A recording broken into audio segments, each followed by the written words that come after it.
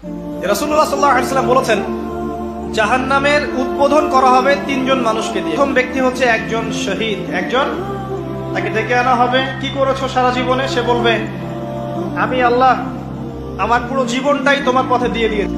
এখন আল্লাহ পাক বলবেন, কাযিব, তুমি মিথ্যা কথা বলছো।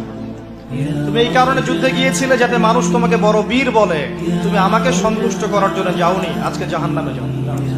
আরেকজন হচ্ছে দানবীর।